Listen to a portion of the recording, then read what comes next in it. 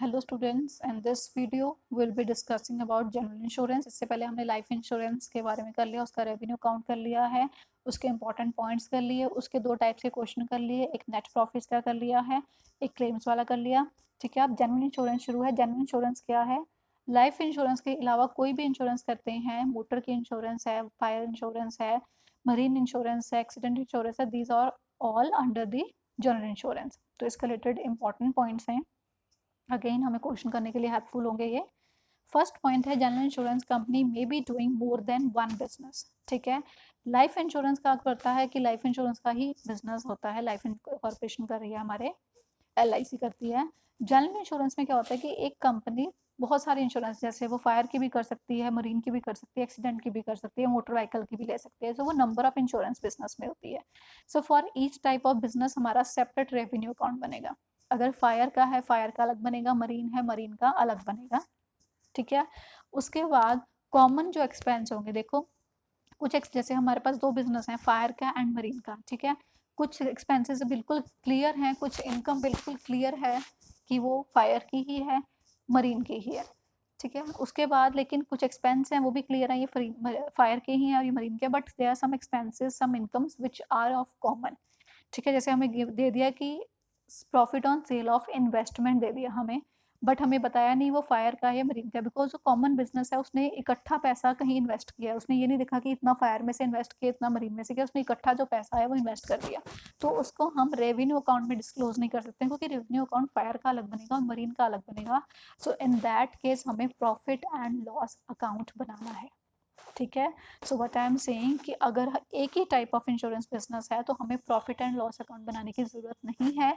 But अगर मोर than one insurance है, कि फायर की भी है, मरीन की भी है, तो हमें P&L अकाउंट बनाना पड़ता है, because there are some common expenses, some common incomes जो हमें P&L में दिखानी है। देन सिमिलरली कॉमन बेसिस पे ही हमारी आगे बैलेंस शीट बनती है। ठीक है, second important point is reserve for unexpired risk. ठीक है, this is very important point, इसी के रिलेटेड बहुत क्वेश्चन है। The need for unexpired risk reserve arises from the fact that all policies are renewed annually, and at the closing of accounts not all risk under policies expires.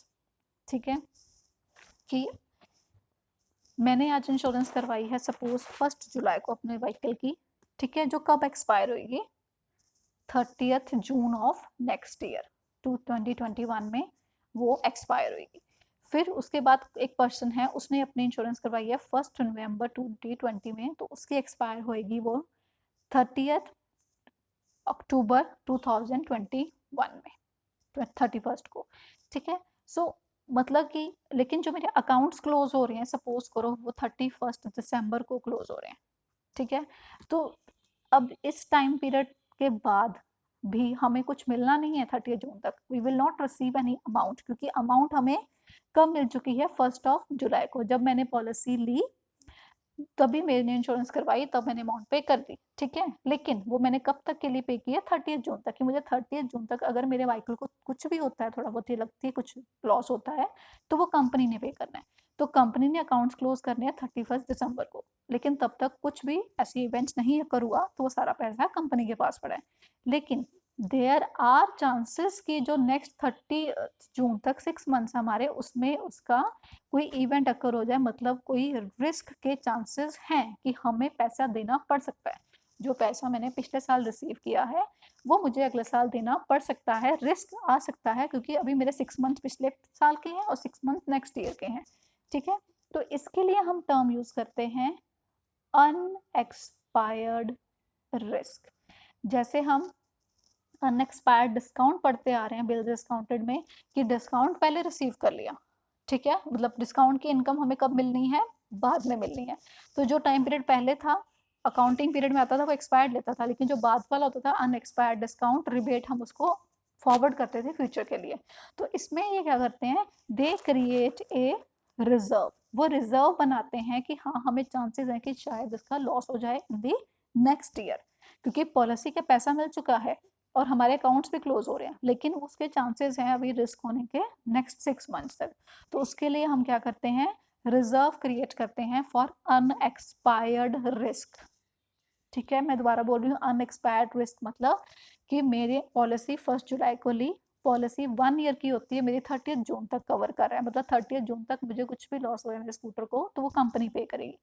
31 दिसंबर को उसने अपने accounts close कर दिए, but अभी unexpired risk, कुछ risk है जो next 6 months अगर हो गया चांसेस, तो मेरी लाइबिलिटी अराइज हो सकती है कंपनी की, तो वो उसके लिए क्या करेगा, एक रिजर्व क्रिएट करेगा।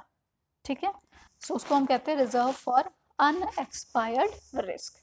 ठीक है, in other words they have said at the closing date there is unexpired liability under various policies which may occur during the remaining term of the policy, because remaining term हमारी अभी 6 months next year में fall कर रहे हैं, तो अभी chances हैं कि रिस्क हो सकता है। सो इसमें प्रैक्टिस क्या है, जनरली रिजर्व बनाना कितना है हमें, 50% इन ऑल इंश्योरेंसेस की जितना भी उनका प्रीमियम है, प्रीमियम मतलब जो भी हमने अमाउंट रिसीव की है, अगर मैंने 10,000 रिसीव किया तो उसका 50% 5,000 मैं एज रिजर्व रख दूंगी, लेकिन in case of marine insurance it is 100%, जितना प्रीमियम रिसीव है उसका 100 का 100% हम रिजर्व बनाएंगे।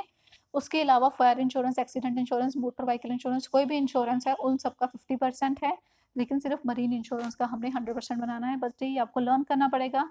ठीक है, क्योंकि क्वेश्चंस में आपको खुद ही कैलकुलेट करना है।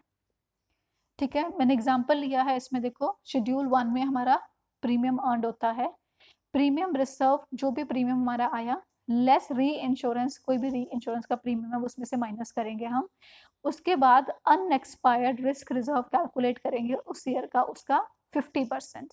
ठीक है, वो हम इस साल के लिए कैलकुलेट कर रहे हैं, मतलब इस साल के एंड 31 दिसंबर को करके, मतलब वो लास्ट ईयर हमारे at the end of the year का रिजर्व है, तो वो हमने क्या करना है उसमें से माइनस कर देना है कि जो हमें प्रीमियम रिसीव हुआ है उसका 50% तो मैंने एज रिजर्व रख दिया, वो मेरी इनकम का पार्ट नहीं है, तो उसको मैंने माइनस करना है, लेकिन जो मैंने रिजर्व पिछले साल क्रिएट किया होगा, ठीक है, जो इस साल बिगनिंग में शो हो रहा होगा, वो मैंने ऐड बैक कर देना है।